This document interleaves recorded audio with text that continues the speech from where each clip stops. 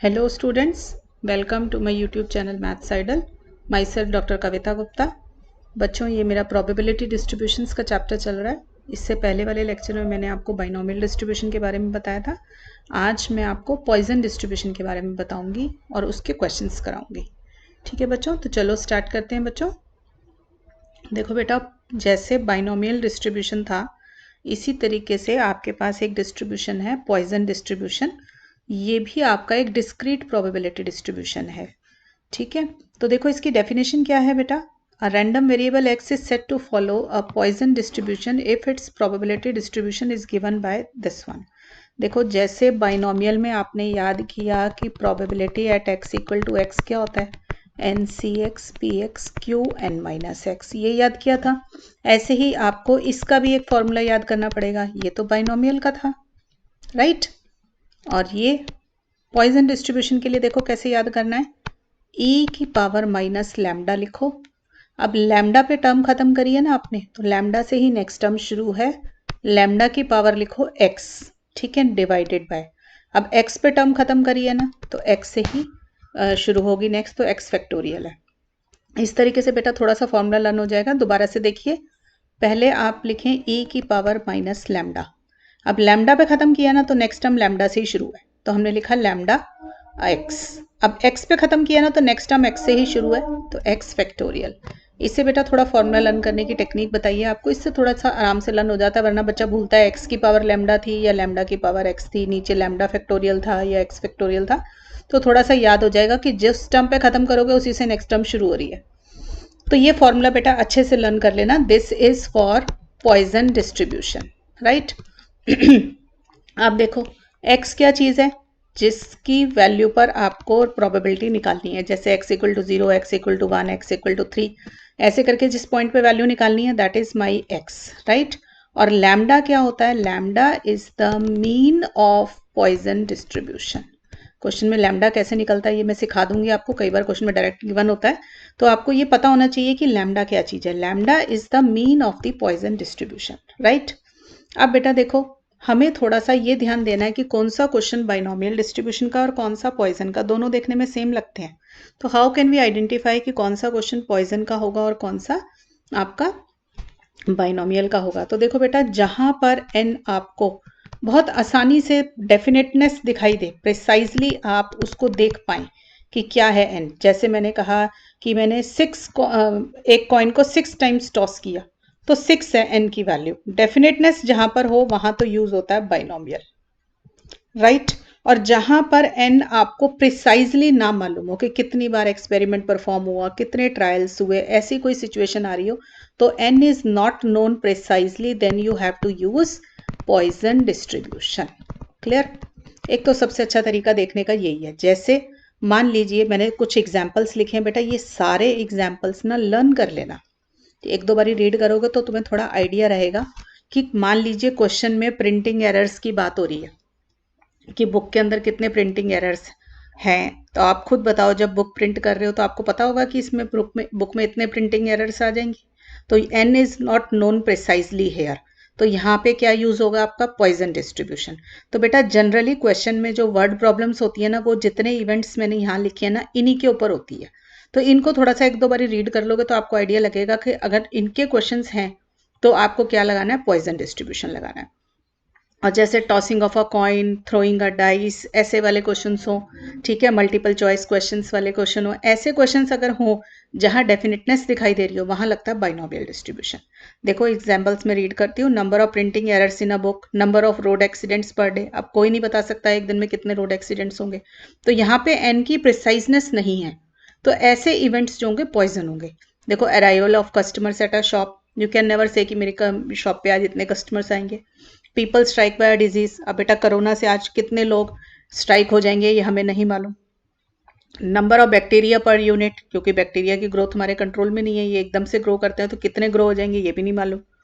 Number of telephone calls arriving at a telephone booth. Number of defects per unit of manufactured item. बेटा थोड़ा सा ये जो number of defects per unit of manufactured product है ना, इसके अंदर आप देखेंगे कि कई बारी क्वेश्चन में बाइनोमियल भी लग जाता है और कई बारी पॉइजन भी लग जाता है. क्योंकि जब आप कोई मैन्युफैक्चर्ड प्रोडक्ट बनाते हैं तो उसमें ऐसा नहीं है कि बहुत सारे आपके डिफेक्टिव प्रोडक्ट्स आ जाते हैं, थोड़े बहुत ही आते हैं, तो इसमें फिर भी डेफिनेटनेस आ जाती है कई बारी। तो इसको कैसे देखते हैं इन क्वेश्चंस को कि ये बाइनोमियल का है या पॉइजन का है, उसके लिए आप थोड़ा सा देख लेना। अगर n बहुत लार्ज हो और p probability of success is very small, ठीक है, तब आप क्या यूज करेंगे, पॉइजन, ठीक है। और अगर n छोटा ही दे रखा हो और प्रोबेबिलिटी ऑफ सक्सेस, जैसे मान लो प्रोबेबिलिटी दे दी हाफ है कि डिफेक्टिव आइटम बनेगा, उसकी प्रोबेबिलिटी हाफ है, तो half is a very good probability, तो उसमें फिर बाइनोमियल लगाइए, ठीक है। अब लार्ज की क्या डेफिनेशन है, जनरली आप देखना कि n अगर ग्रेटर देन 20 दे रखा हो और p लेस देन 0.05, जनरली इसके आज थोड़ी सी ऊपर नीचे हो गई तो भी चलेगा, तब आप यूज करते हैं अपना पॉइजन डिस्ट्रीब्यूशन, ठीक है। और अगर आपका n लेस देन 20 हो और p ग्रेटर देन 0.05 हो तो आप यूज करेंगे बाइनोमियल डिस्ट्रीब्यूशन। याद रखनी है n बड़ा होना चाहिए, जैसे मान लो 100 की वैल्यू दे रखी हो n की, ठीक है, और प्रोबेबिलिटी दे रखी है बहुत ही कम 1/1000 ऐसी कोई दे रखी है, तब आपको उस क्वेश्चन में क्या यूज करना चाहिए, पॉइजन डिस्ट्रीब्यूशन यूज करना चाहिए, राइट। और देखिए, to count the number of radio active disintegration of a radio active element. अब देखो रेडियो एक्टिव डिसइंटीग्रेशन है, ये हमें नहीं बता सकते कि इतना रेडियो एक्टिव एलिमेंट जो है डिसइंटीग्रेट हो जाएगा इतने टाइम के अंदर, तो ऐसे जितने भी इवेंट्स होंगे ना बेटा, इन सब में पॉइजन डिस्ट्रीब्यूशन लग रहा होगा, क्लियर। और देखिए करेक्टरिस्टिक बच्चे प्रोबेबिलिटी इसके पॉइजन डिस्ट्रीब्यूशन के, जैसे बाइनोमियल डिस्क्रीट था ऐसे ही पॉइजन भी डिस्क्रीट प्रोबेबिलिटी डिस्ट्रीब्यूशन है। डिस्क्रीट है तो इसका मतलब जो प्रोबेबिलिटी आप निकाल रहे हैं उसमें x इक्वल टू 0, 1, 2, 3 ऐसे इंटीजर वैल्यूज आएंगी, डेसिमल में नहीं आएगी। जैसे मान लो क्वेश्चन में मार्क्स की बात हो रही हो तो आपको पता है मार्क्स डेसिमल में भी हो सकते हैं, ठीक है। तो मार्क्स के अंदर आपका ना तो बाइनोमियल डिस्ट्रीब्यूशन लग पाता ना पॉइजन डिस्ट्रीब्यूशन लगता है, इसमें फिर हम क्या लगाते हैं, नॉर्मल डिस्ट्रीब्यूशन, क्योंकि वो कॉन्टिन्यूस डिस्ट्रीब्यूशन होता है। तो याद रखिए जहां पर x इंटीजर वैल्यूज ले ले वहां पे बाइनोमियल या पॉइजन और भी ये डिस्ट्रीब्यूशन उनमें से किसी का केस होगा। और जहां पर वैल्यू 0.5, 15.7 ऐसी वैल्यूज आ सकती हो रैंडम वेरिएबल x की, तो वहां पर कॉन्टिन्यूस प्रोबेबिलिटी डिस्ट्रीब्यूशंस लगेंगे, फिर डिस्क्रीट नहीं लगाएंगे। अब देखो, it has only one parameter, the parameter being lambda which is the mean of the distribution। देखो हमारा फॉर्मूला क्या है, e minus lambda, lambda x upon x factorial है। अब इसमें लैम्डा क्या चीज है, आपका mean of the Poisson distribution. और आप देखो इसमें कितने पैरामीटर हैं, एक लैम्डा दिखाई दे रहा है हमें, एक x दिखाई दे रहा है। बेटा x की तो वैल्यू होगी 0, 1, 2, 3 के करीब, तो ये तो क्वेश्चन में जिसकी प्रोबेबिलिटी निकाल रहे हो हमेशा ही होता है। तो हमें क्वेश्चन सॉल्व करने के लिए किस चीज की जरूरत पड़ी, लैम्डा की जरूरत पड़ी, ठीक है। तो इसलिए इसके पास एक ही पैरामीटर होता है। अब देखो बाइनोमियल डिस्ट्रीब्यूशन था तो दो पैरामीटर थे n और p, तो वो बाई पैरामीटरिक बना था। इसके पास सिर्फ एक ही पैरामीटर है, दैट इज लैम्डा, राइट। अब देखो उस क्वेश्चन यहाँ पर हमारे पास mean equal to variance equal to lambda है, तो ये हमारी एक प्रॉपर्टी है, मीन इसमें और वेरिएंस इसमें लैम्डा ही निकल कर आता है। स्टैंडर्ड डेविएशन आपको पता है अंडर रूट ऑफ वेरिएंस है तो रूट लैम्डा। अब देखो यहाँ बाइनोमियल था तो हमारा वेरिएंस लेस देन मीन आया था, यहाँ पर पॉइजन डिस्ट्रीब्यूशन में मीन और वेरिएंस दोनों बराबर होते हैं, ठीक है।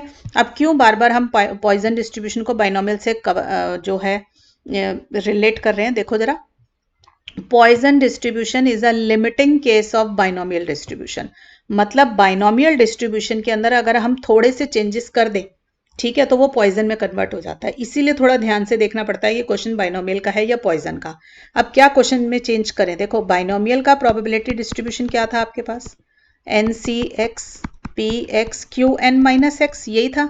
अब बेटा इसमें मैंने आपको अभी बताया n बहुत लार्ज हो जाए, यानी कि n अप्रोचेस टू इन्फिनिटी दिखा दिया इसने, ठीक है, एक तरीके से। और प्रोबेबिलिटी ऑफ सक्सेस बहुत छोटी हो, छोटी हो मतलब p टेंड्स टू 0, ठीक है। बट NP का अगर आप प्रोडक्ट निकालें तो वो कोई फाइनाइट नंबर निकल कर आ जाए, उस फाइनाइट नंबर का मैंने नाम रखा लैम्डा, ठीक है। तो याद रखना है लैम्डा का फॉर्मूला NP भी होता है, ठीक है।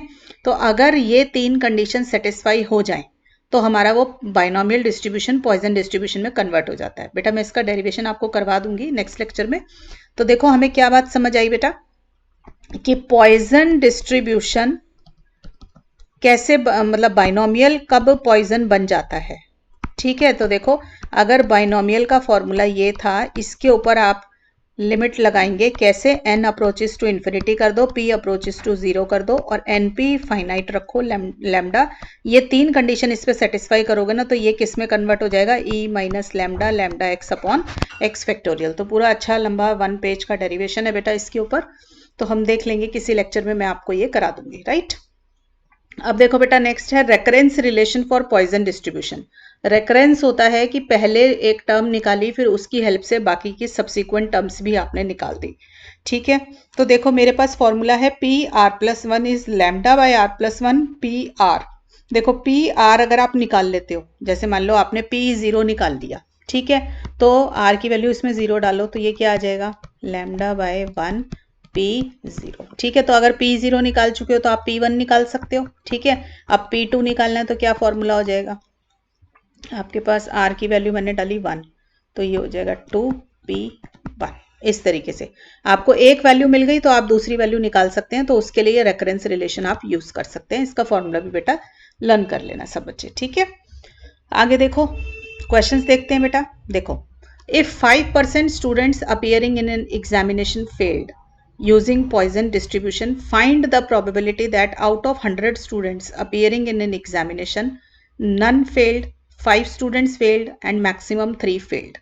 देखो given e to the power -5 ये दे रखा है। देखो बेटा इस क्वेश्चन में तो उसने खुद ही लिख दिया पॉइजन डिस्ट्रीब्यूशन का इस्तेमाल करना है, तो हम पॉइजन डिस्ट्रीब्यूशन का ही इस्तेमाल करेंगे। अदरवाइज आप देखो इसके अंदर आउट ऑफ 100 स्टूडेंट्स हैं तो n की वैल्यू क्या हो गई, 100 हो गई, और ये 5% स्टूडेंट्स फेल्ड है, ठीक है। तो अगर हमने इवेंट x जो है उसको मान लिया x is a random variable which denotes number of students failed in examination, ठीक है। तो परसेंटेज वाली चीज क्या होती है, प्रोबेबिलिटी होती है, तो वो क्या आ गई मेरी 5% यानी कि 5/100, राइट। तो मेरे को ऐसा हो सकता है क्वेश्चन में देख के लगे कि n और p दोनों गिवन है तो बच्चा इसमें बाइनोमियल लगा दे, तो बेटा इसमें ना लगाएं बाइनोमियल। क्वेश्चन में लिखा है पॉइजन तो लगा नहीं पॉइजन है, बट अगर मान लो क्वेश्चन में ना लिखा होता पॉइजन तो आप देखो n जो है बहुत बड़ा है आपके पास और प्रोबेबिलिटी देखो 0.05, ठीक है ना। ये मतलब इस 0.05 हो या उससे कम हो, 5% इज वेरी लेस, ठीक है। तो इसके अंदर हमने देखा कि n बड़ा है और p छोटा है, तो हमें कौन सा वाला फॉर्मूला यूज करना चाहिए, पॉइजन डिस्ट्रीब्यूशन का। तो हम अपने आप भी अगर डिसीजन लेंगे तो क्या लेंगे कि हमें पॉइजन डिस्ट्रीब्यूशन लगाना है, ठीक है। अदरवाइज तो एक क्वेश्चन में लिखा ही हुआ था। अब देखो बेटा मुझे n मिल गया, p मिल गया, तो लैम्डा का फॉर्मूला क्या है, np, तो मैं निकाल दूंगी np करके, तो मेरे को लैम्डा की वैल्यू मिल गई 5। तो मीन कितना निकल कर आ गया, mean of the Poisson distribution. अगर कोई पूछ ले क्वेश्चन में मीन कितना है पॉइजन डिस्ट्रीब्यूशन का, तो लैम्डा इक्वल टू 5 है, राइट। अब देखो मुझे तो ये पता है कि पॉइजन सिर्फ एक मतलब एक ही पैरामीटर होता है, दैट इज लैम्डा, वो मैंने निकाल लिया। अब मुझे क्वेश्चन सॉल्व करने में कोई प्रॉब्लम नहीं होनी चाहिए। देखो मुझे किसकी प्रोबेबिलिटी निकालनी है, प्रोबेबिलिटी दैट नन फेल्ड, तो x तो number of students failed he denote कर रहा है, नन मतलब 0, तो मुझे निकालनी है प्रोबेबिलिटी x इक्वल टू 0, ठीक है। अब देखो फॉर्मूला क्या होगा, मेरे पास होता है e minus lambda lambda x upon x factorial, इसमें x को 0 डाल दो और लैम्डा को 5 डाल दो, तो e minus 5 lambda to the power 0 upon 0 factorial. तो ये क्या आ गया, e minus 5 lambda to the power 0 is 1, 0 factorial भी आप बनी रखते हैं, तो e की पावर -5 कितना दे रखा है बेटा क्वेश्चन में, 0.00698, तो ये मेरा आंसर आ गया, राइट। नेक्स्ट देखो मुझे लिखा हुआ है 5 स्टूडेंट्स फेल्ड, तो यानी कि मुझे क्या निकालना है, प्रोबेबिलिटी x इक्वल टू 5, ठीक है। अब x इक्वल टू 5 निकालना है तो फॉर्मूला लगाएंगे, तो क्या डालेंगे, लैम्डा की वैल्यू तो है ही मेरे पास 5 और x की वैल्यू भी अब 5 हो जाएगी, तो e माइनस लैम्डा, अच्छा लैम्डा भी 5 हो गया और x भी आपके पास 5 है अपॉन 5 फैक्टोरियल, ठीक है बच्चों। तो ये क्वेश्चन बन गया मेरा। अब e की पावर -5 हमें क्वेश्चन में दिया हुआ है ये, अब 5 की पावर 5 बेटा कैलकुलेटर से कैलकुलेट कर लेना, सबके पास कैलकुलेटर होगा तो ये आएगा, और 5 फैक्टोरियल मेरा आ गया 120, तो this is coming out to be this value, right. Next part देखिए, मैक्सिमम 3 फेल्ड, ज्यादा से ज्यादा 3 फेल होने चाहिए, ठीक है। तो हमारे पास ज्यादा से ज्यादा मैक्सिमम 3, ठीक है। मैक्सिमम 3 का मतलब ज्यादा से ज्यादा 3, यानी कि या तो कोई भी नहीं हुआ या फिर 1 हो गया या फिर 2, और मैक्सिमम 3 है तो मतलब 3 भी इंक्लूडेड है, ठीक है। तो मुझे ये निकालना है। अब देखो बेटा ये कैसे निकलेगा, e माइनस लैम्डा, ठीक है। ये देखो इस वाले फॉर्मूले में वैल्यू डाल रही हूँ, e minus lambda lambda x upon x factorial, lambda को तो डाल दिया मैंने 5, अब इसमें x की वैल्यू डालते जाओ, तो e minus 5 to the power 0 upon 0 factorial, this one 5 की पावर 1, राइट, तो 5 की पावर 2 हो जाएगा यहाँ पे बेटा। ठीक है, फॉर्मूला देख लो साइड में और वैल्यूज डालते जाओ और कुछ नहीं चेंज करना। तो 5 की क्यूब अपॉन 3 फैक्टोरियल। क्लियर। अब इसमें से बेटा सॉल्व कर लो, e माइनस 5 बाहर निकाल लिया, यहाँ पे क्या आ जाएगा 5 टू द पावर 0 1 है, 25/2 हो जाएगा ये। ठीक, और ये हो जाएगा 125/6। क्लियर। सब बच्चे इसको कैलकुलेटर में सॉल्व कर सकते हैं, राइट। तो ये मेरे पास कितना निकल कर आ जाएगा बेटा यहाँ पर, दिस इज 0.231। क्लियर। सब बच्चों को समझ आ गया ये। तो इस तरीके से बेटा आप ये क्वेश्चन को सॉल्व कर सकते हैं। क्लियर यहाँ पर। अब नेक्स्ट क्वेश्चन देखते हैं बेटा। नेक्स्ट क्वेश्चन क्या है हमारा पॉइजन डिस्ट्रीब्यूशन का। देखो, a manufacturer who produces bottles finds that 0.1% of the bottles are defective. तो जो भी परसेंटेज वाली टर्म है वो मेरी क्या होती है, हमारे पास प्रोबेबिलिटी। तो 0.1/100 हो गया। ठीक है, तो ये कितनी वैल्यू आ गई 1/1000। आप देख रहे हो प्रोबेबिलिटी कितनी कम है। ठीक है, अब देखो ये क्वेश्चन भी हमारा किस चीज का है, the bottles are packed in boxes containing 500 bottles each. Clear. तो हमारे पास n क्या आ गया आपके पास 500, क्योंकि बात बॉटल्स की हो रही है। A retailer buy 100 boxes from the manufacturer. अब देखो दो चीजें आ रही हैं, एक बॉक्सेस और एक बॉटल्स। ठीक है, तो हम थोड़ी देर में इस 100 बॉक्सेस को देखते हैं कि ये हमारे पास क्या है, क्योंकि अभी तो डिफेक्टिव बात किसके लिए करी गई है, बॉटल्स के लिए, बॉक्सेस के लिए नहीं करी गई है। तो हमारा n जो होगा वो बॉटल्स का ही होगा, जिसकी प्रोबेबिलिटी है उसी का n बनेगा। तो हमारे पास 500 बॉटल्स आ गई। इस 100 बॉक्सेस को थोड़ी देर में देखेंगे। ठीक है, using poisson distribution, again he has written that it is a question of using poisson distribution. तो हम फिर भी देखेंगे कि क्यों लगता है पॉइजन इसमें। Find out how many boxes are likely to contain no defective. No defective मतलब x की वैल्यू 0 है। तो अब इसमें आप ये देखो, आपको आंसर डिफेक्टिव का निकालना है ना, तो random variable number of defective bottles का ही रख लो। ठीक है, number of defective bottles. Clear. अगर मान लो ये नॉन डिफेक्टिव का पूछ रहा होता ना हम यहाँ पे, तो number of non defective bottles का आंसर ले लेते और p को भी हम प्रोबेबिलिटी ऑफ नॉन डिफेक्टिव लेते। तो 0.1% आपका डिफेक्टिव, तो 1 में से माइनस कर लेना, उतनी प्रोबेबिलिटी नॉन डिफेक्टिव की बन जाएगी। फिर सारा क्वेश्चन नॉन डिफेक्टिव पे सेट हो जाता। Clear. Find out how many boxes are at most 3 at least 2, ये सब है। और आपको गिवन करके उसने ये वैल्यू दे रखी है। देखो बेटा थोड़ा आइडिया यहीं से लग जाता है। वैसे मैं आपको क्वेश्चंस में स्मार्टनेस के लिए बता देती हूँ। अगर आपको लैम्डा समझना है तो आपको ये थोड़ा सा आइडिया ले सकते हो। e की पावर माइनस लैम्डा होता है, तो ये लैम्डा ही होगा हमारा 0.5। ठीक है, और वैसे भी आपको निकालना आना चाहिए। तो अब देखो बेटा, इस क्वेश्चन में डिफेक्टिव आइटम्स की बात हो रही है आपके पास। तो मैंने बताया कि डिफेक्टिव आइटम ना बेटा दोनों तरीके के क्वेश्चन रखता है, बाइनोमियल का भी रखता है और आपका पॉइजन का भी रखता है। तो थोड़ा आइडिया लेने के लिए कि why it is a question of poisson distribution, आप देखो n की वैल्यू बहुत बड़ी दी हुई है आपको। जनरली 20-25 के आसपास हो ना तो बाइनोमियल लगाओ, उससे बड़ी वैल्यू हो तो n की क्या ले लेते हैं हम, ये बड़ी वैल्यू हो तो पॉइजन डिस्ट्रीब्यूशन। और प्रोबेबिलिटी देखो कितनी कम आई है 1/1000। ठीक है ना, तो प्रोबेबिलिटी बहुत कम है और n बहुत बड़ा है, तो हमारा क्वेश्चन बनता है पॉइजन डिस्ट्रीब्यूशन का। ठीक है, although he has written in the question कि it is a question of Poisson, आपको वही यूज करना है, पर फिर भी अगर ना लिखा हो तो इस तरीके से आप डिफ्रेंशिएट कर लें। राइट। अब देखो बेटा मैं फॉर्मूला बना लेती हूँ। Probability x equal to X क्या होता है मेरा, e minus lambda, lambda x upon x factorial. अब लैम्डा क्या होगा मेरा np, तो n आ गया 500, p आ गया 1000। ठीक है, तो ये मेरे पास 5/10 1/2 आ गया। ठीक है, तो मेरा फॉर्मूला बन गया e 1/2 इज 0.5। ठीक है, तो मेरे पास आ गया e minus 0.5 to the power x upon x factorial. ये मेरा फॉर्मूला बन गया। राइट। अब देखो मुझे निकालना है नो डिफेक्टिव। ठीक है, तो नो डिफेक्टिव मतलब हमने तो डिफेक्टिव पे सेट किया रैंडम वेरिएबल x, तो x इक्वल टू 0 निकालना है। राइट, तो वैल्यू क्या आ जाएगी बेटा, ये देखो। क्लियर। तो ये anything to the power 0 is 1, तो e माइनस 0.5 क्या है 0.6065। ठीक है, तो ये आपका आंसर आ गया फर्स्ट पार्ट का। क्लियर। अब आप इस तरीके से तो नहीं लिखेंगे। अच्छा, ये तो एक उसका आया, अब उसको आंसर कितने का निकालना है। अब ये देखो 100 बॉक्सेस का आंसर निकालना है ना, और उसने आंसर में पूछा find out how many boxes, उसने ये नहीं लिखा find out that what is the probability that there is no defective item. Probability पूछता तो आंसर यहीं खत्म था।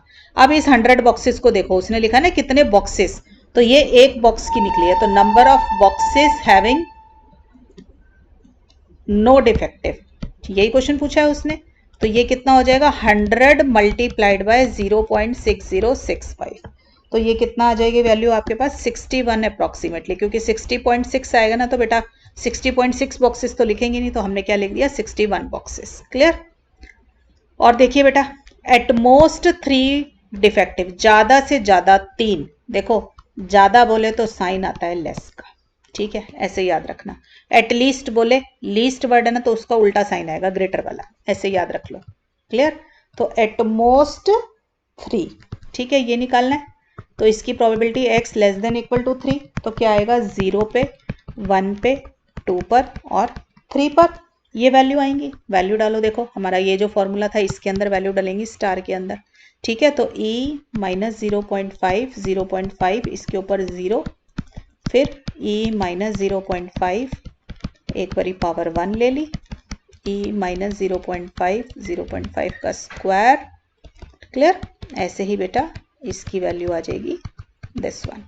क्लियर। इसको सॉल्व कर लेना बेटा, सब बच्चे आराम से कर सकते हो सॉल्व। देखो e माइनस 0.5 कॉमन निकाल लो, अंदर 1 प्लस 0.5, ये आ जाएगा 25/2 और ये आ जाएगा 125, 3 के बाद 0.6, ठीक है। इस सारे को बेटा सॉल्व कर लेना, ये आ रहा है, ठीक है, देख लेना कैलकुलेशन। अब आपको नंबर ऑफ बॉक्सेस निकालने, the number of boxes having eight most 3 डिफेक्टिव्स, कितना आ जाएगा बेटा 0.9981 इंटू 100, ठीक है।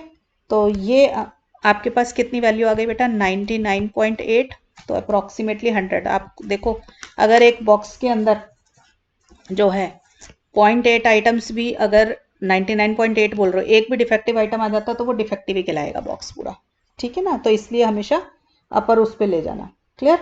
आगे देखो नेक्स्ट क्या निकालना है, एटलीस्ट 2। मैंने क्या बताया, लीस्ट वर्ड है तो ग्रेटर का साइन, ठीक है।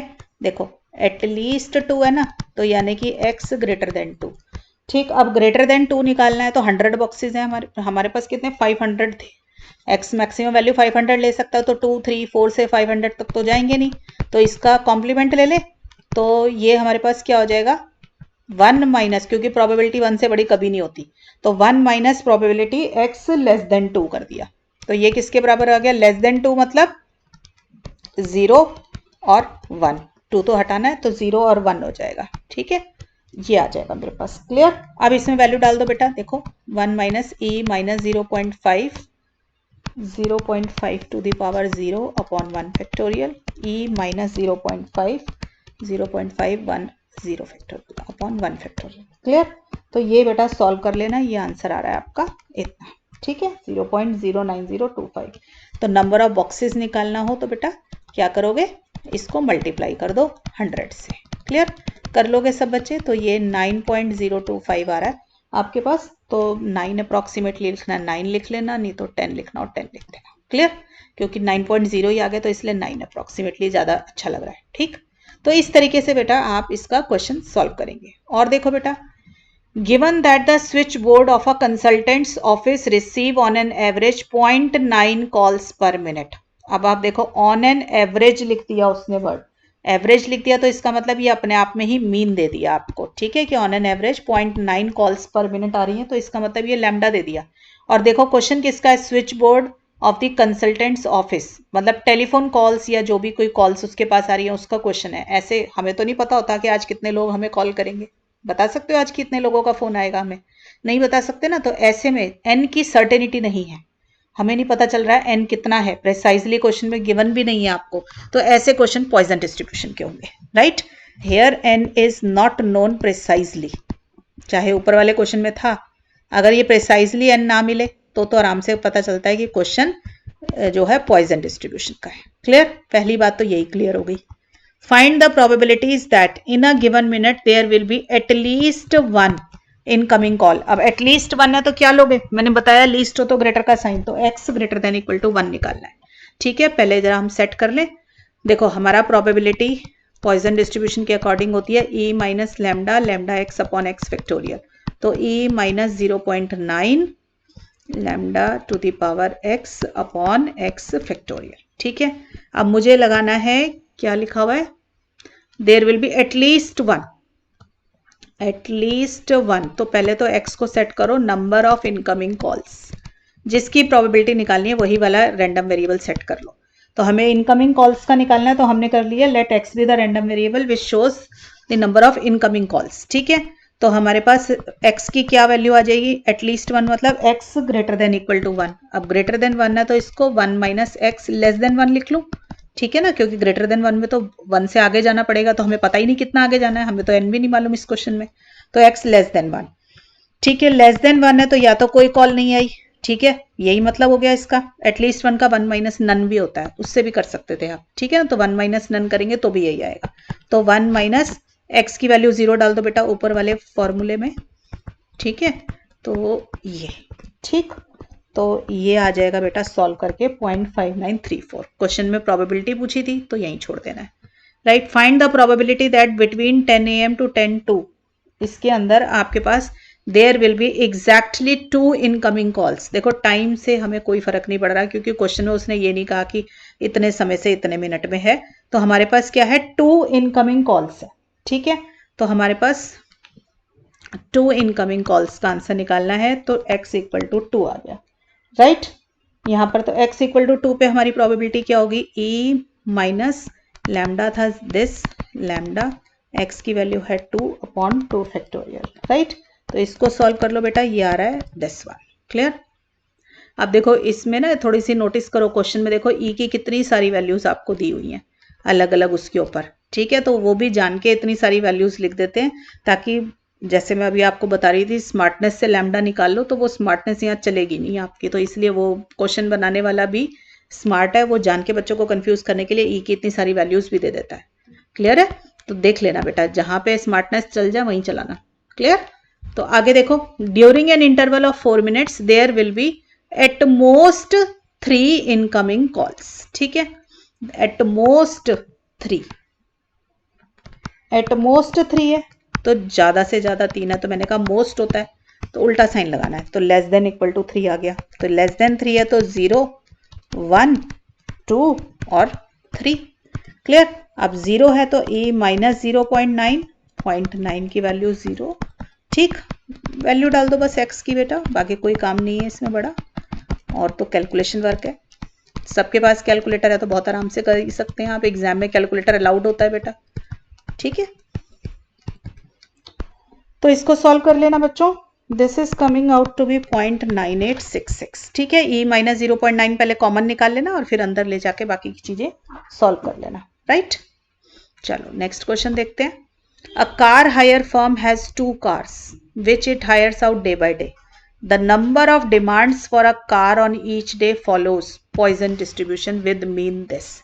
देखो कार भले ही 2 दे रखी है, बट ये देखो डिमांड वर्ड है जिसकी प्रोबेबिलिटी निकालनी है, क्योंकि calculate the number of days in which neither car is used, मतलब किसी कार की डिमांड नहीं आई, और सम डिमांड इज रिफ्यूज्ड मतलब कि 2 ही कारें हैं तो दोनों की दोनों बिजी होंगी, तभी आप डिमांड को रिफ्यूज करोगे। ठीक है ना, तो जो रैंडम वेरिएबल है that is number of cars used, या कार्स यूज्ड बोलो या फिर डिमांड बता रही है आपको। ठीक है, अब डिमांड किस दिन कितनी आएगी उसके बारे में मैं कुछ नहीं जानती, n is not known precisely, demand we never know precisely। ठीक है ना, हमें डिमांड कभी नहीं पता होगी कि हमारी डिमांड कितनी आएगी, तो ऐसे क्वेश्चन फिर किसके होंगे, पॉइजन के होंगे। ऑल्दो उसने खुद ही लिख कर दिया आपको कि पॉइजन डिस्ट्रीब्यूशन का क्वेश्चन है। राइट, तो देखो उसने हमें लिख कर दिया है मीन 1.5, तो लैम्डा की वैल्यू हो गई बेटा 1.5। अब आपको प्रोबेबिलिटी का फॉर्मूला सेट कर लो, क्या होता है e minus lambda lambda x upon x factorial, तो ये बन गया e minus 1.5 upon x factorial. हमें चाहिए नीदर कार इज यूज्ड, तो नीदर मतलब x की वैल्यू 0, तो मुझे क्या डालना है, x की वैल्यू 0 डाल देनी है। ठीक है, तो ये क्या बन गया e minus 1.5 to the power 0 upon 0 factorial, तो e की पावर माइनस 1.5 ये होता है बेटा 0.2231, क्वेश्चन में गिवन होगा ये, ठीक है। नहीं तो वो या तो साइंटिफिक कैलकुलेटर से निकलेगा या फिर लॉग लगाना पड़ेगा, यही सब तरीके। नहीं तो ई की पावर का भी ना एक टेबल होता है, तो वो टेबल दे देते हैं, उसमें से एक्स के ऊपर डिफरेंट वैल्यूज ऑफ एक्स के ऊपर ई की वैल्यू लिखी होती है, तो आप वहां से भी निकाल सकते हो। तो या तो एग्जाम में टेबल गिवन होगी या वैल्यू दे देगा वो, ठीक है। सम डिमांड इज रिफ्यूज्ड, देखो सम डिमांड इज रिफ्यूज्ड, कब आप डिमांड को रिफ्यूज करोगे, मीन्स व्हेन बोथ कार, दो ही कारें हैं ना उसके पास, when both cars are busy, दोनों की दोनों गई हुई हैं, यही मतलब हो गया ना हमारे पास। तो यानी कि मेरे पास डिमांड कितनी आई, दो से ज्यादा कार की आई, दो से ज्यादा मतलब 3 या 3 से ज्यादा, ठीक है ना, यही मतलब हुआ ना। तो x greater than equal to 3 निकालना है आपको। अब इसको निकालने के लिए क्या करोगे, 1 minus probability x less then 3, ठीक है ना, ग्रेटर का कॉम्प्लीमेंट लेस देन होता है। तो 1 माइनस, देखो x equal to 0, x equal to 1, x equal to 2, clear, यही निकलेगा आपके पास 0, 1 और 2। तो क्या आएगा 1 माइनस e माइनस आपके पास था 1.5, वैल्यूज डाल दीजिए बेटा बस, और कुछ नहीं है। x की lambda to the power x था ना, एक मिनट, तो 1.5 to the power 0 upon 0 factorial, अब 1.5 की power 1 upon 1 factorial, 1.52 upon 2 factorial, clear. Solve कर लेना बेटा इसको, ये आ रहा है 0.1912625, यूज कैलकुलेटर और ये आंसर निकाल लेना, क्लियर। तो इस तरीके से भी बेटा पॉइजन के क्वेश्चन आते हैं। अब देखो, अब क्वेश्चन कराते हैं आपको fitting of poisson distribution. Fitting में हमें क्या करना था, फ्रीक्वेंसी निकालनी होती है, राइट। तो मैंने फिटिंग ऑफ बाइनोमियल का भी कराया था, अब पॉइजन का करना है, बिल्कुल सेम है। देखो, assuming that the typing mistakes पर पेज, अब आप फिर से देख रहे हो, प्रिंटिंग एरर टाइप क्वेश्चन है, ठीक है। तो फॉलोज अ पॉइजन डिस्ट्रीब्यूशन, तो ये अपने आप ही टाइपिंग मिस्टेक्स हमें नहीं पता होता कितनी आएंगी, तो एन फिर से प्रिसाइजली नोन नहीं है, तो पॉइजन का ही क्वेश्चन होना चाहिए। Find the expected frequencies for the following distribution of typing mistake. देखो, नंबर ऑफ मिस्टेक्स पर पेज यानी 0, 1, 2, 3, 4, 5, तो ये क्या हो गया मेरा x गिवन है, ठीक है। नंबर ऑफ पेजेस मतलब 40 पेजेस के ऊपर 0 मिस्टेक थी, 30 पेजेस पे 1 मिस्टेक थी, 20 पेजेस पे 2 मिस्टेक थी। तो ये नेक्स्ट वाला कॉलम किसका हो गया, फ्रीक्वेंसी का हो गया। तो आपको पता है ना, आपको पॉइजन डिस्ट्रीब्यूशन लगाने के लिए आपको लैम्डा की वैल्यू चाहिए होती है, क्योंकि इसके पास एक ही पैरामीटर है लैम्डा। एक्स तो मुझे क्वेश्चन में दे ही रखा है, तो मुझे लैम्डा निकालना है। लैम्डा क्या होता है, मीन। मीन निकालने के लिए क्या करोगे, ये ना मेरे को लग रहा है ऊपर वाले क्वेश्चन का आ गया। मीन निकालने के लिए आप क्या करेंगे, आप पहले x लिखेंगे फिर f लिखेंगे। सबको पता है मीन कैसे निकलता है डिस्क्रीट डिस्ट्रीब्यूशन में, sigma F x upon sigma F. तो बेटा मैंने पहले एफ एक्स का कॉलम बना लिया, ऊपर से क्वेश्चन में से x उतारा, f उतारा, एफ एक्स का एक कॉलम बना लिया, ठीक है। इसको सॉल्व किया आपने, एफ एक्स का टोटल निकाला आपने 180 आ गया, और f का टोटल 120। तो मीन के फॉर्मूले में डाल दो, x बार equal to summation f x upon summation f, आपका आ गया 1.5। अच्छा, इसमें भी इतना ही है लैम्डा, राइट। तो mean of the Poisson distribution मेरे पास कितना निकल कर आ गया बेटा, लैम्डा इक्वल टू 1.5। तो फॉर्मूला सेट कर लो बेटा प्रोबेबिलिटी का। प्रोबेबिलिटी का फॉर्मूला होता है e minus lambda, lambda x upon x factorial Poisson में, इसमें लैम्डा की वैल्यू डाल दी आपने 1.5, तो आपके पास ये आ गया। तो e माइनस 1.5 क्वेश्चन में गिवन था बेटा आपको, तो आपने उसकी वैल्यू डाल दी, राइट। यहां तक का काम तो मेरा हो गया। अब मुझे बाइनोमियल डिस्ट्रीब्यूशन फिट करना है। तो देखो, मैंने आपको बताया था पहले कॉलम बनाओ x का, ठीक है, फिर उसकी प्रोबेबिलिटी का। तो प्रोबेबिलिटी का फॉर्मूला बन गया 0.2231 1.5 x अपॉन x फैक्टोरियल, और यहाँ पे निकालेंगे एक्सपेक्टेड फ्रीक्वेंसी। उसका क्या फॉर्मूला होता है, n इंटू प्रोबेबिलिटी, ठीक है ना। तो n कितना है क्वेश्चन में, ये देखो, जितना टोटल ऑफ फ्रीक्वेंसी होता है वही n होता है।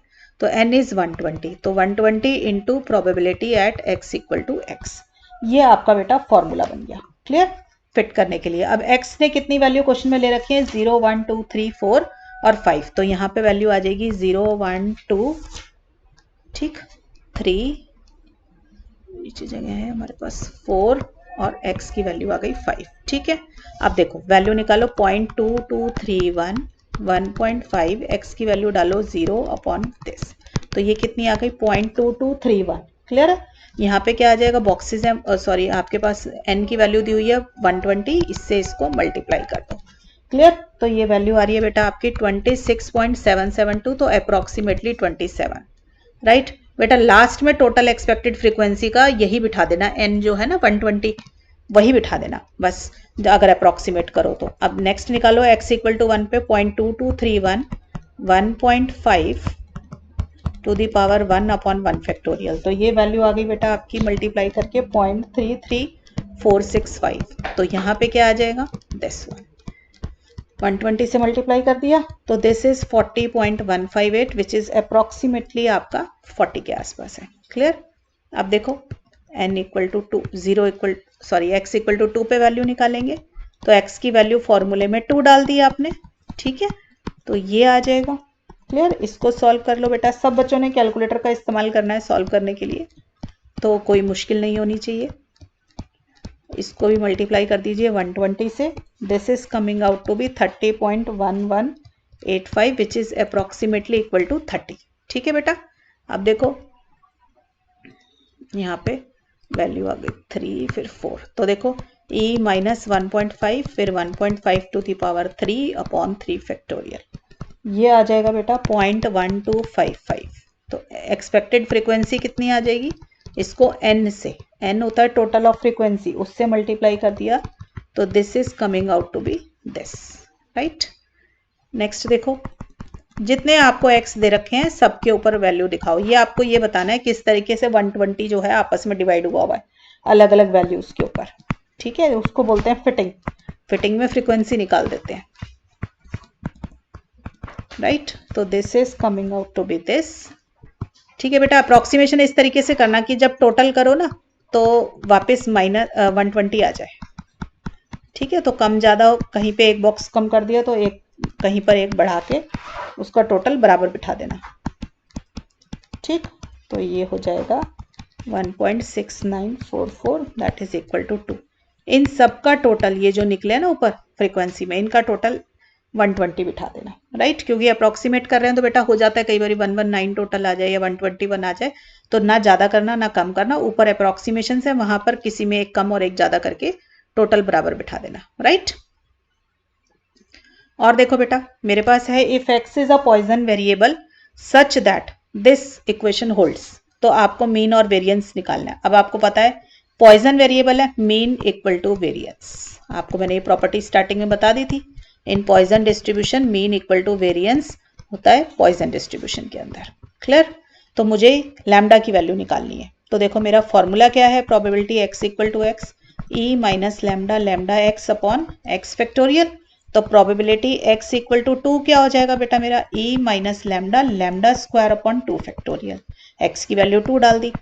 x इक्वल टू 4 पे क्या हो जाएगा, e minus lambda lambda 4 upon 4 factorial. क्यों निकाला मैंने, क्योंकि क्वेश्चन में x equal to 2, x equal to 4 और x इक्वल टू 6 की बात है, तो ये तीनों निकाल लेते हैं, इन्हीं को यूज करना पड़ेगा ना।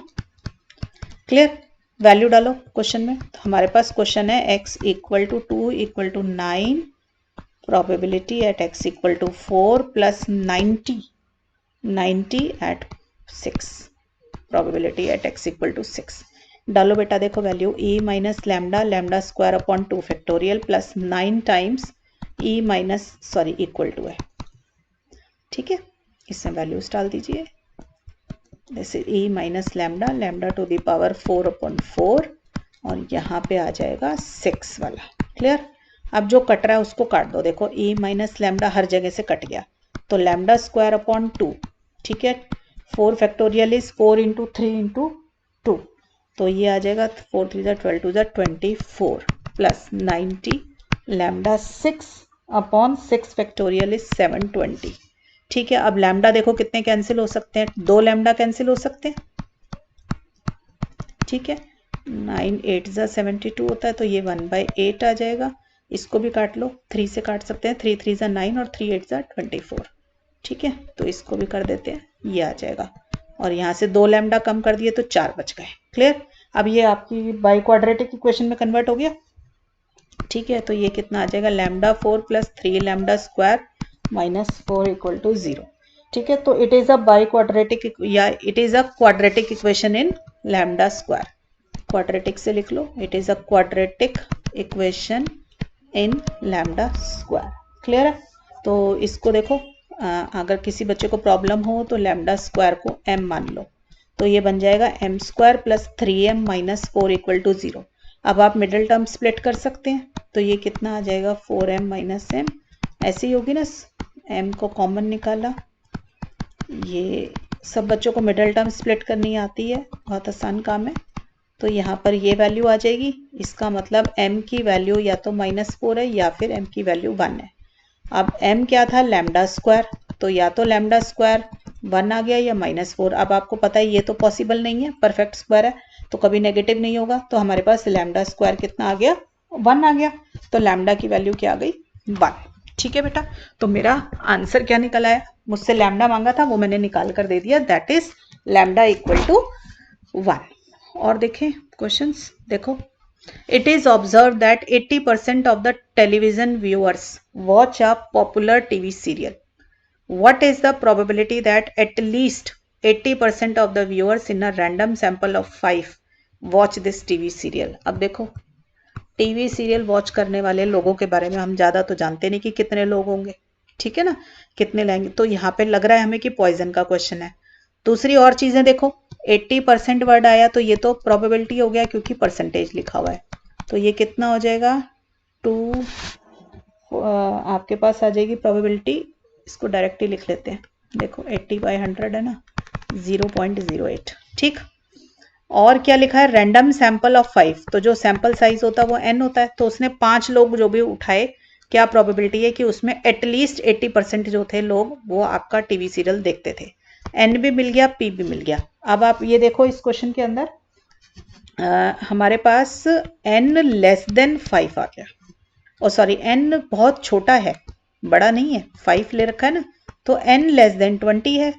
और प्रोबेबिलिटी कितनी है मेरी, देखो 80% है, प्रोबेबिलिटी इज लार्ज।